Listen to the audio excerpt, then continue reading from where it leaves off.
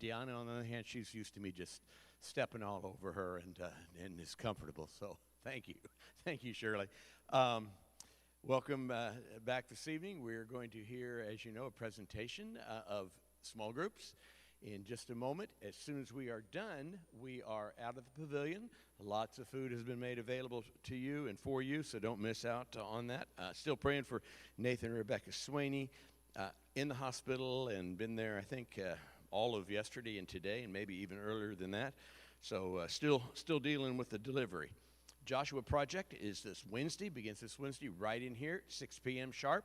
Don't be late for that. That goes for 6 weeks, and that'll pretty much be what we have on Wednesday evenings. So don't look for the prayer meeting these Wednesdays, but we'll be meeting in here for the Joshua Project on creationism and defending the faith that way. All right, we're going to jump in. Ushers are making their way forward right now so that we can receive the evening offering. You wouldn't feel like you'd been to church if we didn't pass the plates, and I don't want you to be disappointed. So we're going to do that right now, and Mark's going to lead us in great hymn of the faith.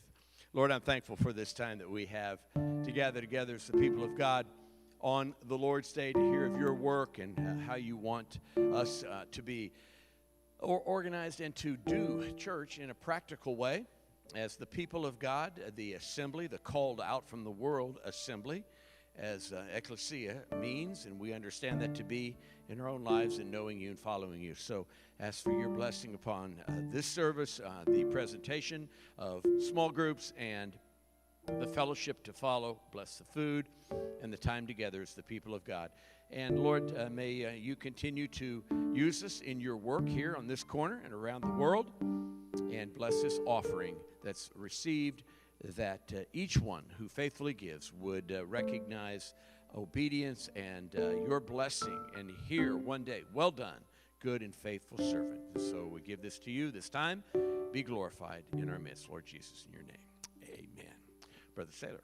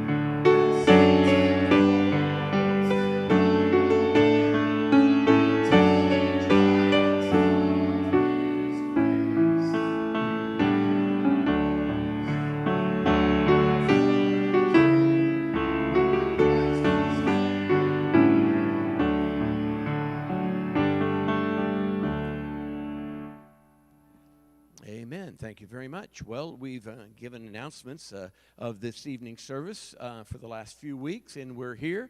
Let me give you a minute's worth of background. Maybe, a year, 1 to 2, probably a couple of years ago, folks began asking about small groups, home fellowships, they called it by any number of names. We settled on the name small group, and about the possibility of having that, and no one at that time had stepped forward saying, I want to champion this, I want to be one who oversees it and launches it, until about a year ago in Deacons meeting, we were kicking it around, and so a task force was formed from within the deacons and others. We reached out for others to at least be consulted, and books were studied, those who are expert in the field, and a few months ago we decided we are moving forward with this and full speed ahead. And so Jordan and Jessica List have moved from being Awana commander and secretary to now being our key directors of small group, and we're about ready to launch in a month,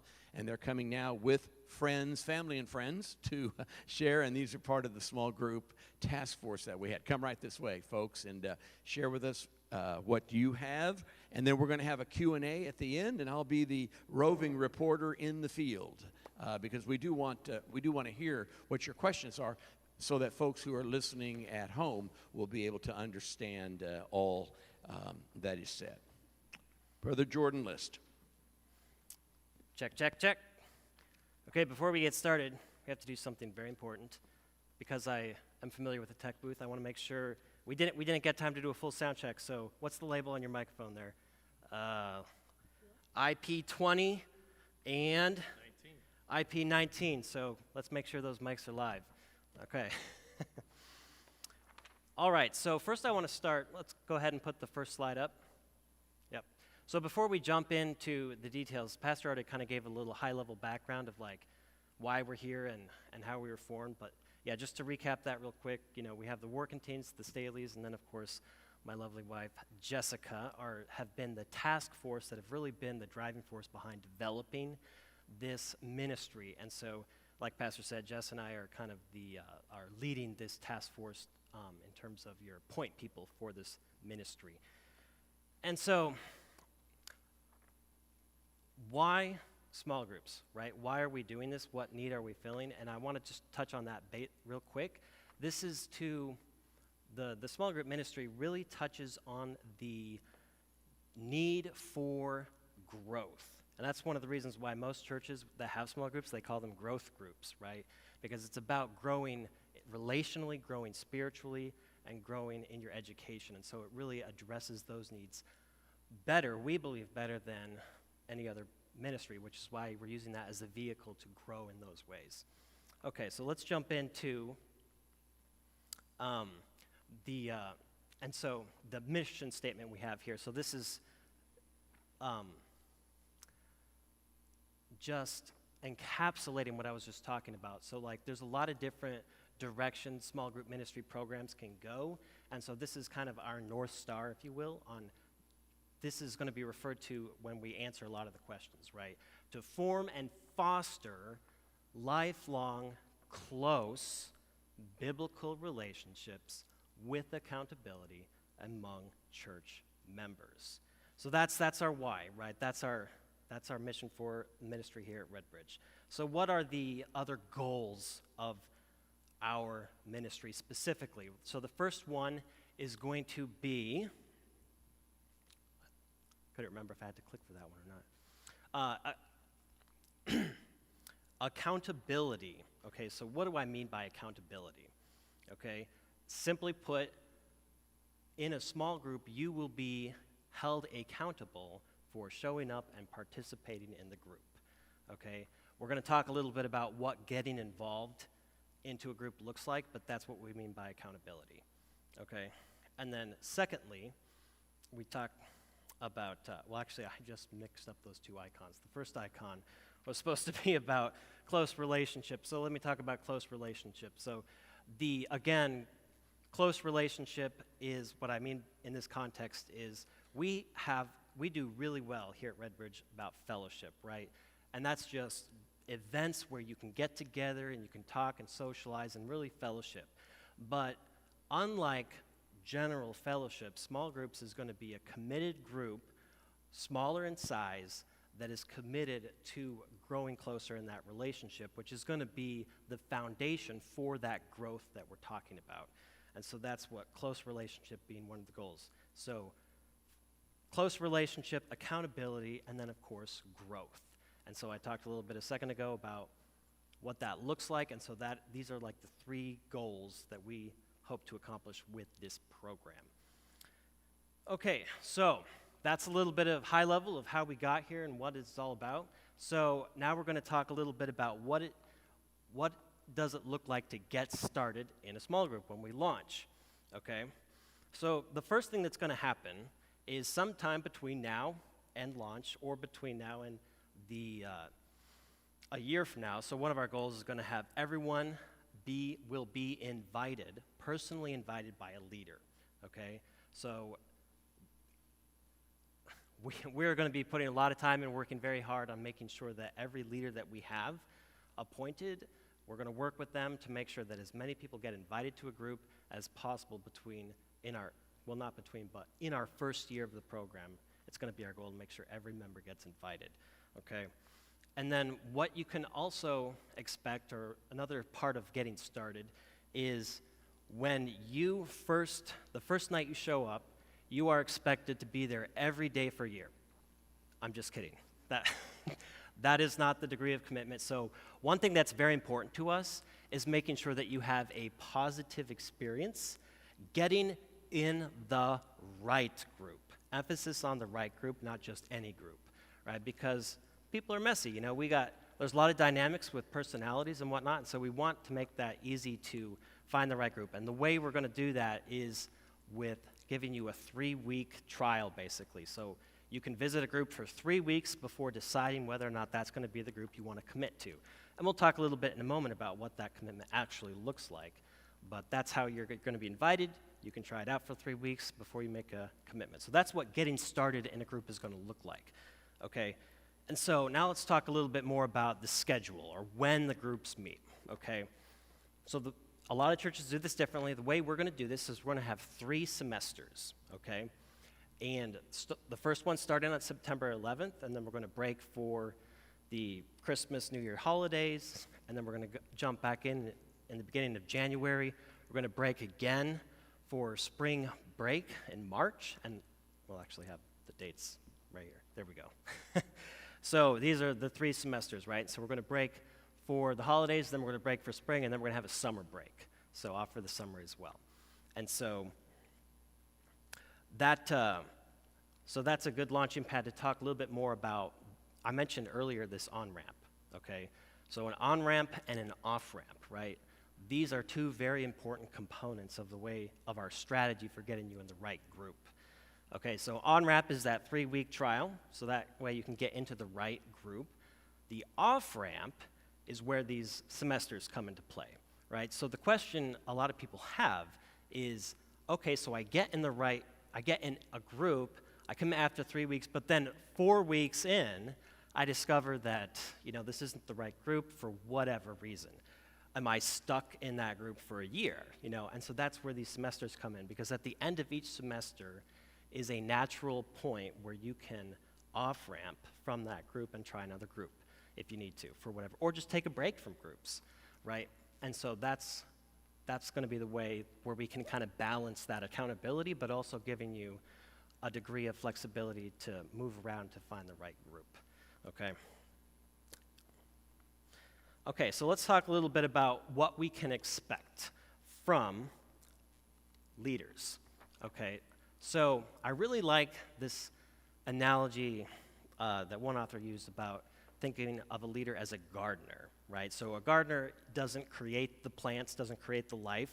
He's just responsible for taking care of the garden, keeping the weeds out, nurturing it so that it grows and bears fruit, right? And that's really encapsulates the idea behind what to expect from a leader, okay? And so getting into the details of what we can expect from a leader, like I said earlier, you're going to get an invite. So everyone can expect to have a personal invite, possibly multiple invites from a leader, okay? And secondly, the leader is going to be responsible for choosing a host in their group. We're going to talk a little bit more about hosts in a minute, but leading a group and hosting a group are going to be two separate responsibilities within the group, okay? And then they will also be responsible for guiding and facilitating the conversation, right? Someone being in charge of making sure we stick to the agenda, more or less, and that we study what we're supposed to study, and you get the idea, okay? And then they are also going to be responsible for putting together your individual group's covenant. And so what I mean by that is every group is going to have a covenant. It's just going to be very high-level one-pager. We meet on this date. We meet for this long. We're committing to be consistent, so on and so forth. And so the idea there is after your 3-week trial, you sign the covenant to help as part of that accountability mechanism. So that way the group can hold you accountable to what you formally agreed to. Okay, so they're going to be responsible for overseeing the development of that for your group specifically.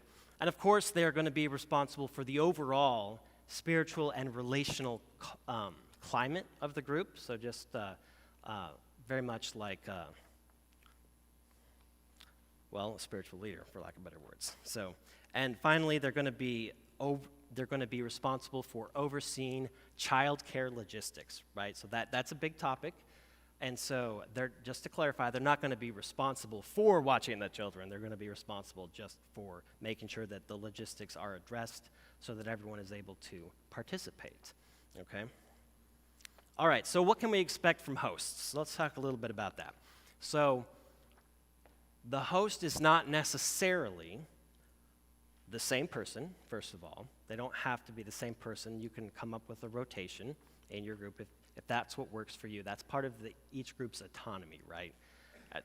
Whether you have the same person or rotating, the only thing that we really ask is that the leader not be the host, because that puts all of the responsibility on that leader or that couple, which could create burnout, could be overwhelming. So we're very intentional about the host being a separate person, okay? So the host is going to be responsible for not just necessarily hosting in their home, but just taking ownership of that logistic. Whether they meet at the church, whether they go out somewhere, whether we have a meal or we just have refreshments. You know, I suggest probably more than ice water, but hey, if that's what works for your group.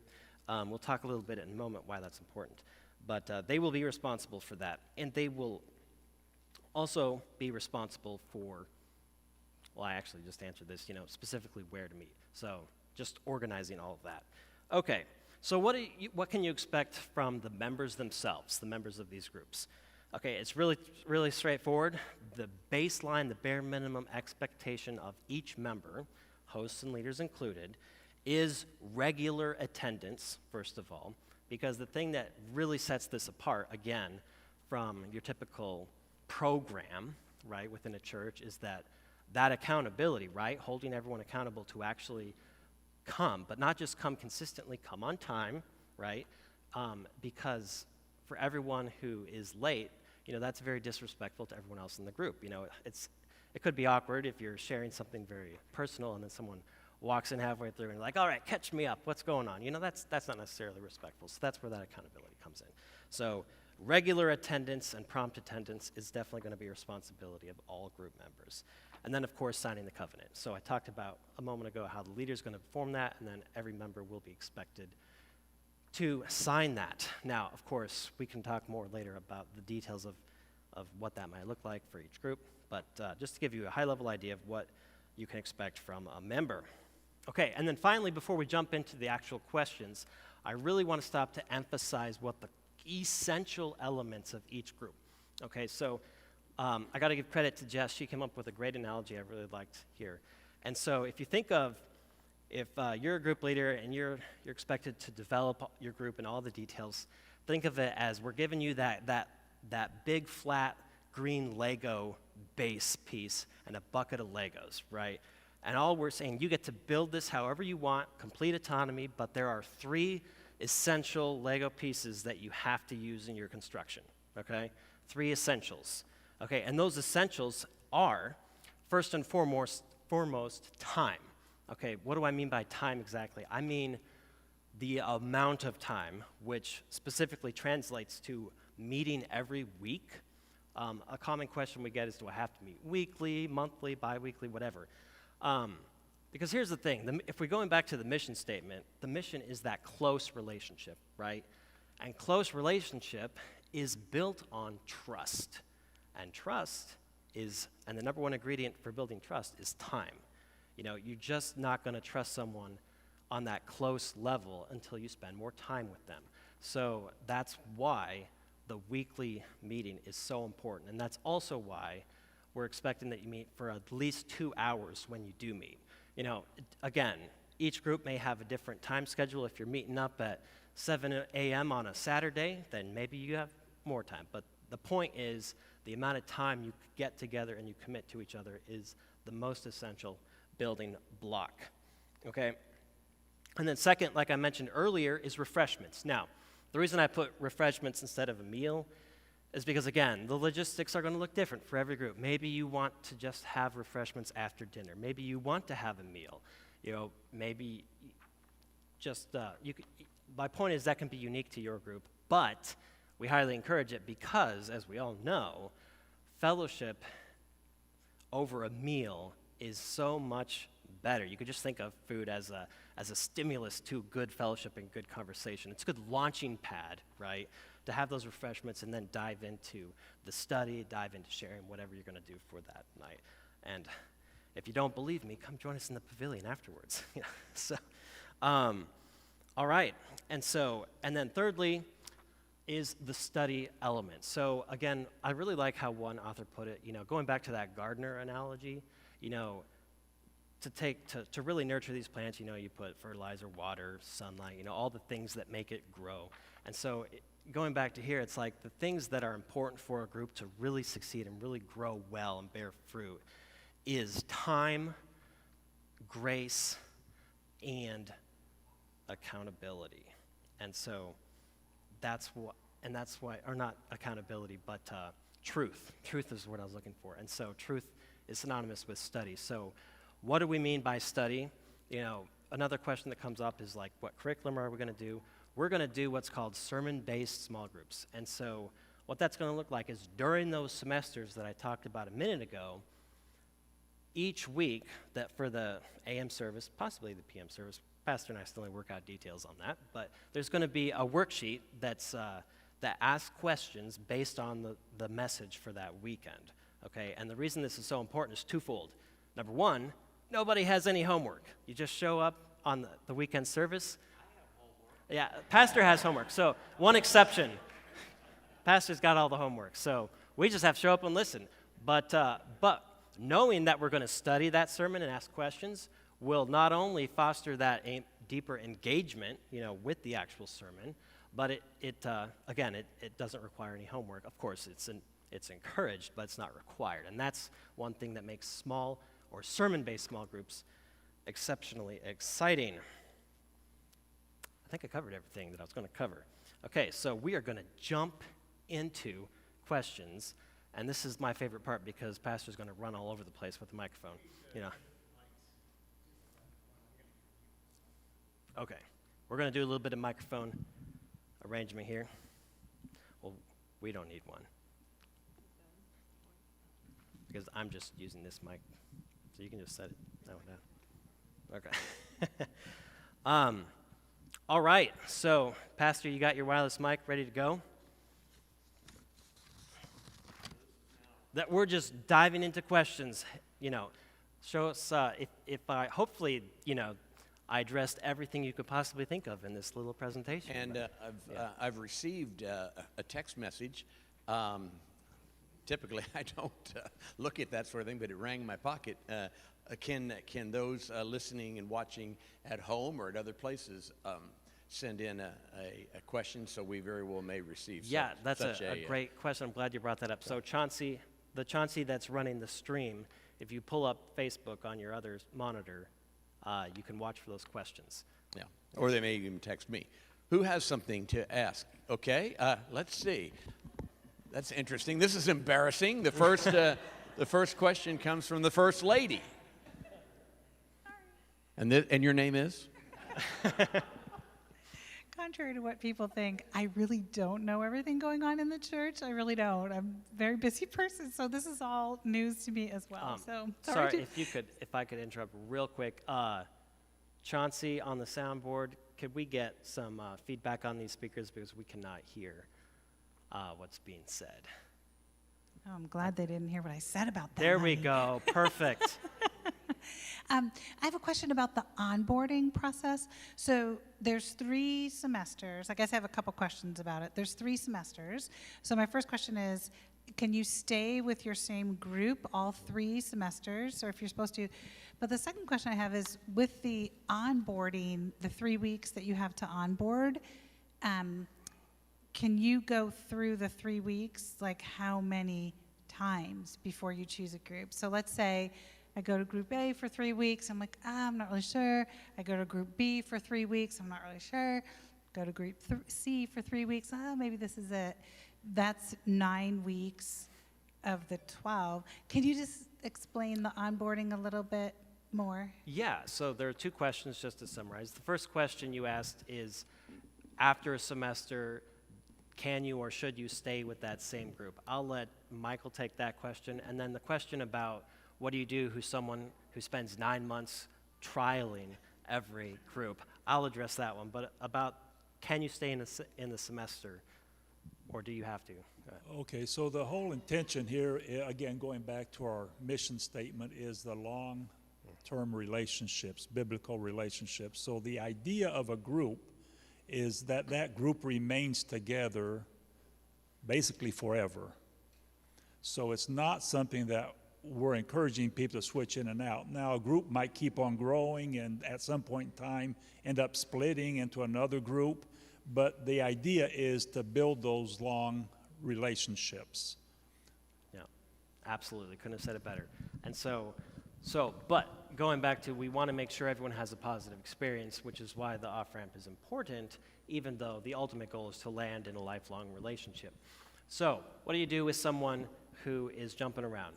So what's going to happen is this task force here, we are going to be highly communicative with each leader, okay, through regular, maybe ad hoc meetings. We might even visit groups, but the point is there's going to be a high level of communication between us and each leader, okay?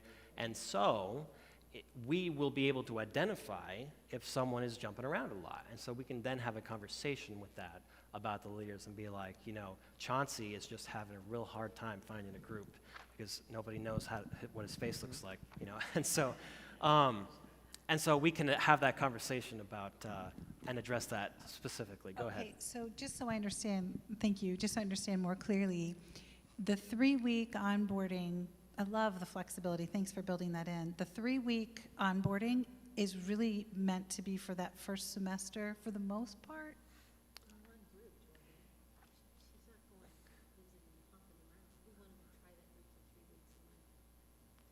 Yeah, are you asking, do they have to commit to that group after 3 weeks? I'm not. Yeah, or see how there's like a second semester that starts? Right. Oh, are you saying on the second semester, does the trial restart? Do you have your on-ramp again on second semester? That's a great question. The answer, is no. Okay. It's because the whole point of the trial Yeah. is to determine whether or not this can be a good group for you. Got it. So if you know it's not a good group, you're going to know at the end of the semester, and so there's no point in having a trial at the next semester. Got it. Does that, okay. if that makes sense? Yeah, it does. Thank you. And what's more, if I may, the new assistant pastor will have the role of staff liaison over this area of ministry, and so there will be staff, there will be pastoral involvement. And Jordan, you all are not willy-nilly just saying, okay, this person in this group, this person. There's actually, might you speak a little bit to how we're going to know, or the technique, if you will, of a person going to this group or going to that group? Yeah, I'll let Terry take that one. Yeah. Yeah, thank you, Jordan. This question here is probably the most integral question. It's pretty critical. It's pretty critical. And so what how we're viewing it, how we're treating this as natural relationships to start. Okay, so the leaders are going to come. We've these past several weeks we've met with potential leader candidates, and so we're waiting to hear back on who is going to accept that. And then once we have our leaders in place, sometime in the third week of August or so, we're looking to meet as leaders, and we're all going to be coming with a list of candidates that we would consider having on our small group teams. Okay. At the same time, though, we're going to have the entire church body kind of out there. You know, you kind of look at this as a draft. I hate to use that secular term there, but we'll have everybody kind of laid out. We'll have all the names available on who we eventually need over this next year to get in a small group. But really, it's going to start with natural relationships. You know, just for me in particular, because I'm going to be one of the small group leaders, where I sit, the friends I have, the close relationships I already have is a great place to start. And so that's where we're going to start, and then we're going to look at it and see, you know, we're going to come with 5 to 7 couples in a group, and we may open up the groups to, you know, let's pick somebody let's add somebody to our group that we don't even know, and let's see how that fits. And maybe that's where that 3-week, you know, on-ramp comes into play. So anyway, it's not a perfect science. So our goal, again, is to have everybody invited within a year, assuming we have sufficient leaders, because we're only going to be dealing with 5 to 7 couples or units, as we call them, or singles within a group. Good. Thank you. Martin, you had your hand up. This question, sir, you will probably be able to answer. We're still going to have Sunday night service in here. Is that correct? I Pastor, I'll don't let know. you take that one. I don't know what the future holds. I know who holds the future, but I don't know what did you say you wanted to take that? No, I said you can go ahead and take that one. Yeah, I mean, for the foreseeable future, we haven't made plans and all. I guess the answer will be how many units we end up having and what time frame they choose to meet.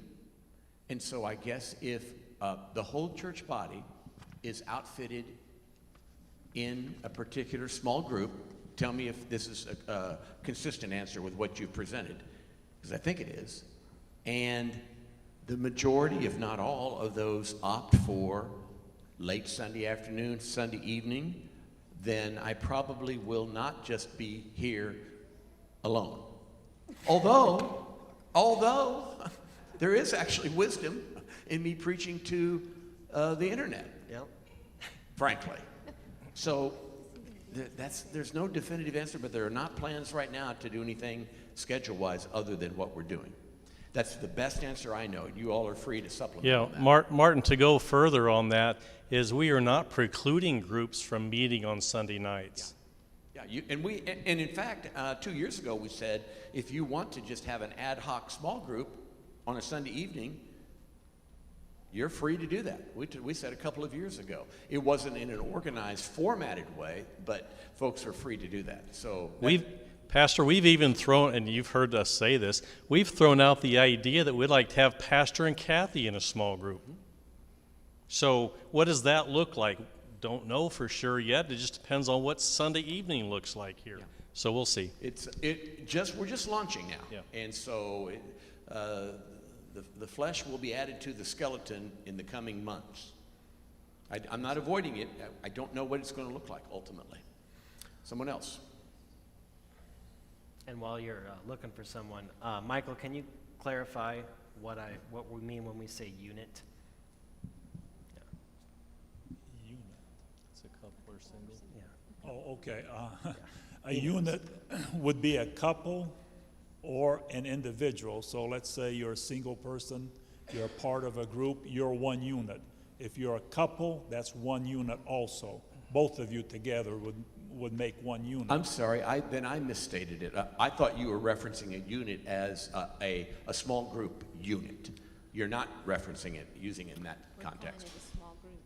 Yeah, no, that's why I wanted to clarify, Yeah. because when we say unit, we're just referring to the members, because that's relevant when determining how large the group should Good. be. So for example, if a couple has 2 children, the children would be coming, most cases, to the meetings, however that's managed, but they're not considered part of that unit. It's just the couple, and the single individual would be Okay. a unit independently. Yeah, thank you. Hannah? Yes, I had a question about the joining the small group. So you mentioned that it would be by invitation at the beginning. As far as like, you know, if the first group didn't work out, how do you find another group? Is there going to be a list where a person could pick someone to try, or is that then going to be invitation again? Or people that want to join here at the beginning but don't get invited to a group? How does that work of joining with the invitation idea?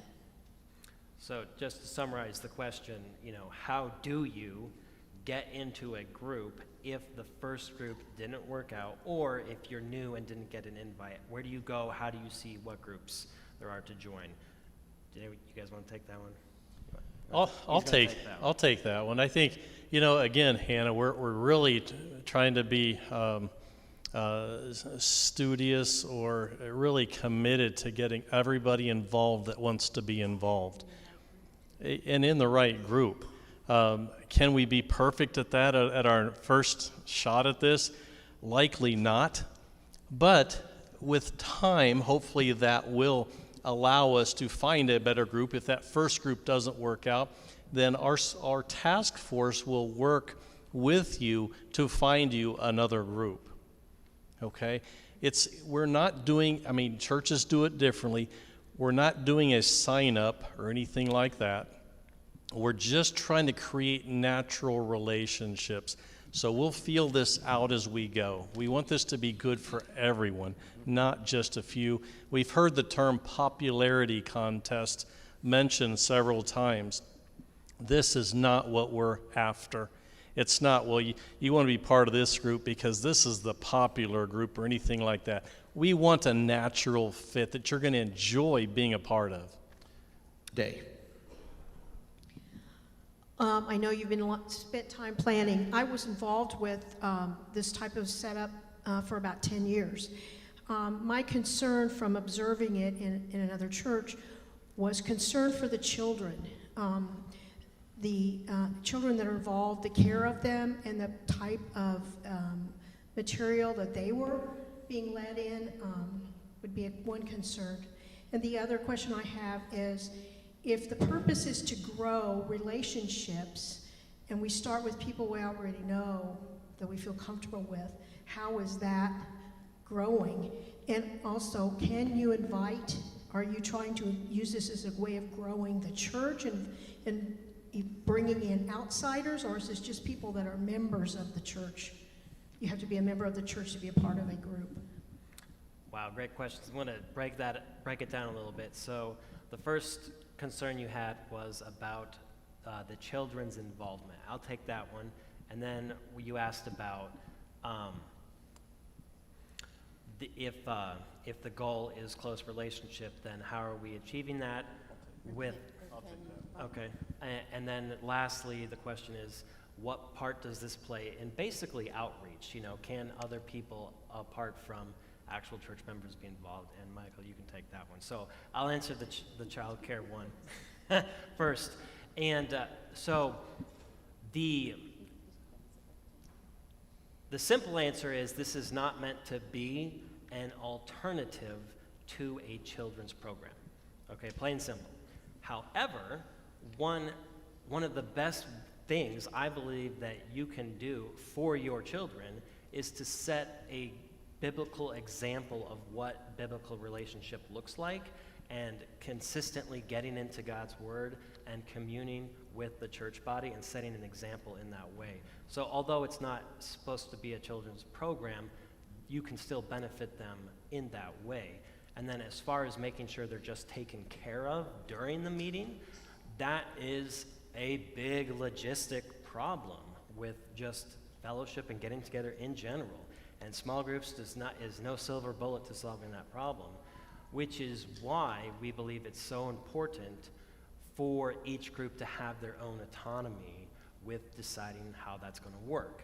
Just a few quick examples, some groups have it to where they all pool in to pay a babysitter, maybe someone from the church even, to watch the kids, and wherever we meet, if they have a basement large enough, they just hang out down there. Another example would be that, the guys watch the kids and the women get together one week and then they alternate, taking turns, There's just a lot of different ways that you can do that, and we are happy to work with each leader to really figure out the best way to take care of that for each individual group.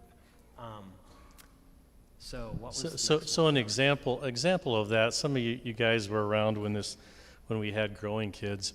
So Beth and I facilitated a growing kids group probably 3 different times, and these are 26-week programs. And so what we found is that, obviously we had the couples, they would come over to our house, and you want to talk about building deeper relationships when you're meeting with an assortment of other, at that time for us it was young couples, young parents, and we had such a good time growing together. We got into God's Word, we watched the material, we discussed the material. We ate food, and sometimes, we had to actually move people out of our home at 1:30 in the morning, because what we saw there was such a need for fellowship and building relationships. So, Day, to answer that other question you had, well, if you're going to invite people you already have relationships with, what's the point? The point is, there's not a lot of deep relationships, that like we experienced through Growing Kids after spending 26 weeks together, where you're praying with one another, where you're praying over one another's kids, and where you're getting to know these people, praying over their needs, their struggles, because that's what we started with parenting, but we spent a lot of time on parenting because we all had difficulties in certain areas of parenting. And so we really got to know and come alongside one another, because some had older kids, some had younger kids. And so it was such a blessing. But what I'm saying here with the developing deeper relationships, even though I sit over here and I have relationships with people around there, I don't have deep relationships with them. We talk superficially on Sunday. How deep do you get in your relationships with people here on Sunday morning, Sunday night, or out at the fellowships even? You're spending a lot of time just talking about the 5 o'clock news or what's going on kind of thing. And so building I'm looking forward to it, because all of my associations with people here, I'm looking to go at a different level with them through this ministry. Good. And I just want to just tack on one extra thing on the close relationship thing. Honestly, that's going back to what Terry said earlier about forming the groups, finding those existing relationships. If that's already happening organically with group, fantastic. That's great. This is then in those cases where you have a more mature group, you're going back to like the 3 essentials of the group, right? Time, study, and why do I keep forgetting the refreshments? The most important thing.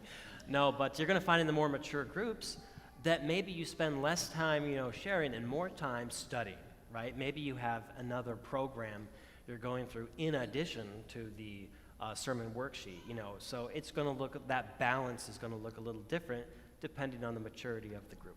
So one other thing about the kids that Beth reminded me of here, the important thing when we went through that Growing Kids for 26 weeks is the kids didn't come, and the parents loved that. It was a date night for the couple, because we grew relationally and spiritually through those Friday night meetings, okay? They had a babysitter, their parents watched them, however they worked it out. But we did not have all the kids with us. which made it super productive. Michael, do you answer your partner, because I have some text questions that have come in. Okay, so about outreach. One of the things is, and again, piggybacking on what they've talked about already, has to do with the relationships. And, you know, I feel like I've been here a number of years at Redbridge, and I have great friends here, and I think we have great relationships, but it's very superficial, like Terry said. You know, it doesn't go to that next level. I grew up overseas as a missionary kid, and there overseas in most countries, they're a lot more relationship-oriented than what we are in the U.S. We're still very segregated. We come to a church, you know, we sit in our pews, we listen to the message, and then we leave or whatever. So building it right now, these small groups and these relationships is extremely important. It's very important to me. Can it become an outreach? Yes, I think it can be. And in some cases, some of the churches, and we did a lot of research, have grown into becoming more of an outreach program. But it's not about numbers. It's not about growing the church. It's about growing healthy relationships within the church. And that a byproduct could be the church is healthier, because guess what? Someone's visiting the church, they've been here for 6 months, and they're kind of sitting there and they're not engaged with anything. They become a part of a small group and they might stay around a little bit longer. Yeah. So that might be a byproduct of it. But yeah, it can eventually become an outreach, and we will be able to invite people and try to grow it that way. We want to do it, but in the beginning, I think we have to build it so that we can get to that level. Okay, those in a group, in a small group, what's the minimum age to be considered a unit? Say, for instance, if it's a family, husband, wife, but they have adult children, do the adult children not count as like a 25-year-old unmarried daughter living in the home? Is that daughter a unit and she can go to a small group, or does she flock with her parents? No, that's a fantastic question. So the answer is pretty simple, actually. It's that group's decision. You know, there's, in the research I've done and in the experience I've had, wisdom would say the dynamic between that child and her parents being in the same group may not be the best situation for her to, you know, grow in those ways. But maybe not, you know, and that's why it's like, that's just one of those things that if the parents of those children really want them to be involved, you know, there's nothing biblically saying that can't happen. So no hard line. Yeah, it's no hard line. You just got to go back to the mission statement. A lot of small group autonomy is what I'm hearing coming from you all. Think of the bucket of Legos, right? Yeah, and another question that came in, is the small group experience to be in place in lieu of or an enhancement to what is already going on here at Redbridge? In other words, will it replace activities or ministries in which we currently engage? Okay, so that is another good question, and the simple answer is we do not have an agenda starting this ministry to replace anything. It is not meant to replace anything. It is meant to be something new and meant to be something primary. Okay, because we believe as the task force that this close biblical relationship and accountability is an essential aspect of the church life, and therefore, you know, we would love to see that this is the most attended ministry apart from morning services. Mm-hmm. Now, like you said earlier, if you're standing up here alone on Sunday evening because everyone's in a small group, then I'm not complaining about that. Then retiring that ministry may be a result of small groups being successful, but that was never the agenda of small groups. The goal is church health. Right. I'm not interested in church growth in numbers. Right. I'm for the sake of that, I'm interested in church health, that we are healthy. The body is healthy. The liver is working. The kneecap is working. The ankle, on and on. That it's every part is healthy. Brother Saylor had something. It was basically Day asked my question, but clarification on that. When somebody joins the church, they're going to be assigned a group.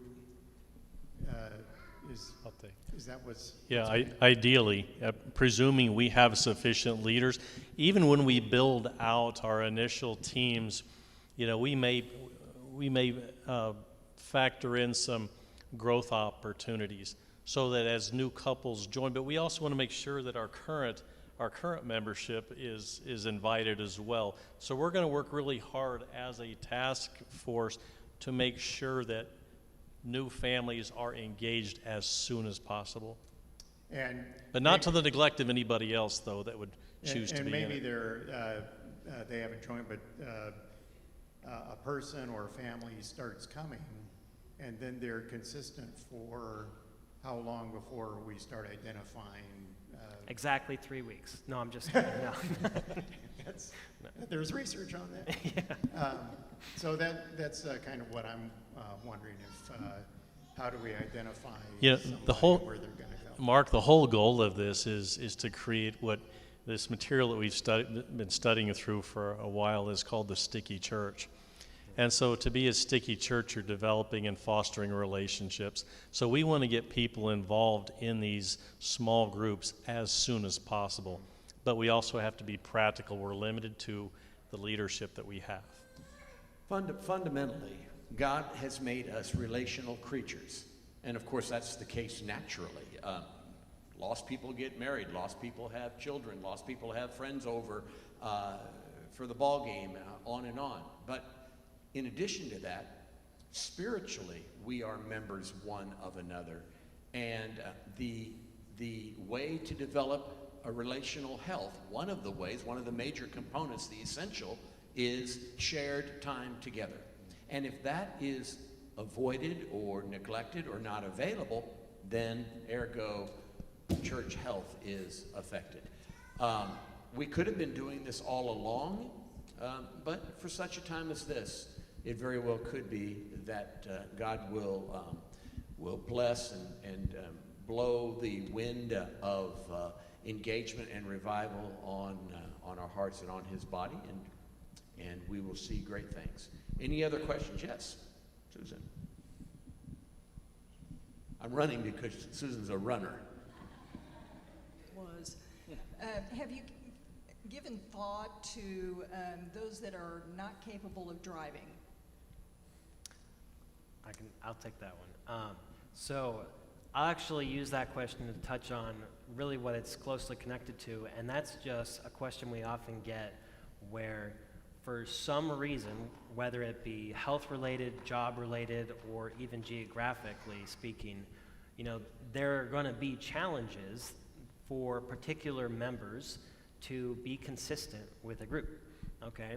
And the answer to that is the same as it would be when you get hired for a new job and you are planning to take 2 weeks off.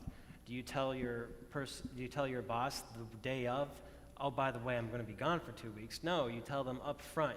You set that expectation on the front end so that your group can work out logistics for that specific situation, whatever that challenge is. I'm speaking more of those that are not the elderly. Yeah, so I mean, if transportation is a challenge. They have a ride to church right now that somebody would be willing to pick them up in their group, or people, if they're at night, they don't drive at night. So. You answered your own question, Susan. Because that's going to be inherent in a group to address the ministry needs within that group. Does that make sense? Yeah. Okay. So I mean, the answer is basically there are going to be challenges like that in every group. Some are going to be more difficult to solve. Like plainly said, I don't have a solution off the top of my head for that unique circumstance. But I'm not going to have the solution for a lot of unique circumstances. The point is that we're just going to have to take this one step at a time and work through each challenge. Mm-hmm. Yeah. We're getting close to out of time, but I didn't want to neglect if you already had a thought or a question in mind. And we always have to make way for our chairman of deacons. Okay. So as we kind of see, Sunday nights are less attended than Sunday mornings. And so those folks who are maybe just on the periphery of church life, they come Sunday mornings, maybe once a month, twice a month, but they're still members. Do you plan to incorporate those who are not as committed to church life in these small group settings in hopes that their health will be extended or grown, and then it just touches all points of church life with them? So that's a great question, Chuck. So the question is, people who are presently and visibly not as committed to church but are technically a member, are they going to be prioritized, as well? And the simple answer is we're going to try to invite a member whether they show up regularly or not. The commitment, the covenant, is showing up consistently to the group, right? So regardless of what they're doing for Sunday morning attendance, the commitment to the group is that they show up every week. And we believe that will be the grounds to which they will mature and grow and become more committed through that group, and therefore a byproduct could be better attendance through that. But it's really not about where they stand currently and more about whether they're going to commit to the group or not. What flashed in my mind when you all started off by saying accountability, I think of accountability not in a negative. It seems to have a negative connotation. I like this. I'm counting on you. You are counting on me. Isn't that accountability? Yes. We're saying openly, willingly, intentionally, we're counting on each other to be a part of each other's lives. Well, that takes care of accountability. If I'm truly counting on you, I really am. I'm counting on Kathy giving me a great meal every evening. Because you people know I can't cook for myself. And she does it. And she's counting on me to gobble it up and be grateful. And 100% of the time, I am. So we count on each other. So Chuck, real quick, adding on to that question of yours, is that person that might not be that regular might be needing a small group ministry to become more engaged with the church. So yes, we would like to reach out to them also. Not a question, but I wanted to go back to Susan. I think, if I'm right, guys and ladies, the small group being autonomous, you're worried about some of the older people maybe not being able to drive at night and such. But see, the whole idea is that they can meet anytime they want to. So if they meet, if they want to meet for lunch on Tuesdays, and that's the day, the time of 2-hour period, so they don't have to worry about driving at night. Okay. Good point. Thank you. Pastor, I know we're past time, so you just close us in prayer whenever you're ready. Okay. Cut it off. Any final things that if you don't ask, the rocks themselves will cry out? And I have to get to this hand not because he's Chris or because he's a deacon, because he's the father of my grandsons. I'll try not to cough. What does a small group ministry look like successfully? What does it mean to be successful? I'm going to go back to what Terry said earlier about this one book called Sticky Church. And in the context of that book, the sticky basically just means that all of its members are more sticky. It's going to take a lot more for them to even think about ever leaving or not attending regularly. So the result, the metric for success, is just a more tightly knit body of members and a higher degree of commitment and being more sticky, right? To where, from a leadership standpoint, you could even just say,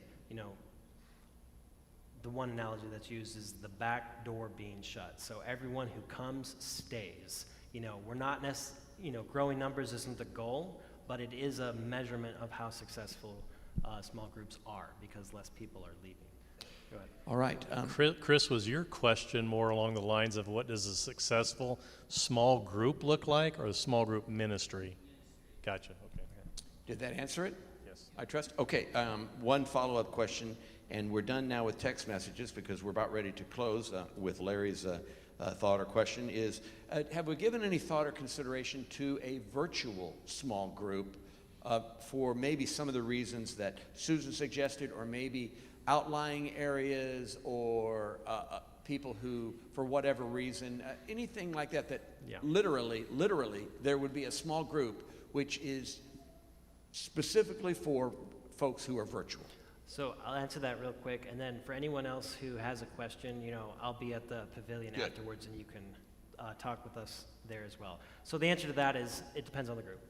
Again, it's the autonomy of the group. Like if there's a particular sum of people in the body that for whatever reason have logistics that make that the only viable option, then absolutely that could be a group that could be a possibility. That could, either every other week or just exclusively meet virtually. Obviously, video doesn't capture all of the tones and body language as well, so it's not ideal. But if that's their only option, then absolutely that works for them. Thank you. Larry? Is there going to be any formal or informal reporting once these groups have met a few times so that they can let people know, here's what we're up to by now, here's what our goals are, and so forth? Absolutely, and I mentioned earlier how this task force will be meeting with group leaders routinely, so we'll be in constant communication with them, and we're also talking about having surveys, at the end of each semester where people can submit feedback on, what any concerns they may have or whatnot. So we will definitely be prioritizing getting as much feedback as we can and overseeing. And Pastor, your sister Melody had a question back there if you want to. Oh, you would put me on the spot. I was hoping her hand was not going to be seen. I didn't see it. I really didn't. I did not see her hand. I wanted to address Chris. We were involved, Fred and I, in small groups for a good 10 years prior to coming here, and it was phenomenal. It was different than this, but also similar. But we had pretty much full reign as a group. And what happened is phenomenal to this day, because one of our groups, there were 6 couples, and we raised kids together, and now we are helping raise grandkids together. And we almost put the pastor probably out of a job, because what also transpired is we don't have a lot of opportunities to disciple one another, it seems, and that happened in the groups because it doesn't take very long when we happen to have a meeting and somebody's in crisis. And so what do you do when that happens? You drop everything, and your fellowship group is dealing with a crisis. You don't call your pastor, you don't call whoever, you call your small group. And that gives me goosebumps, because to this day, that group of 6 couples, we still do that. Thank you, one and all, and you all who texted in online, and task force and all, for all your hard work. You all will be out at the pavilion?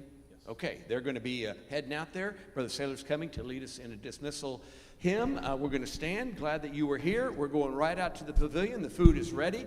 We're so thankful for our recreation committee. Works so hard all the time. Thank you, audiovisual committee, for your good work this evening as well. And let's head out to the pavilion. Trust that this week the Lord will bless you and keep you, make his face shine upon you, be gracious unto you always, and the Lord lift up his countenance upon you, give you his peace. Brother Saylor. Johnson, can we get over to the other slide deck?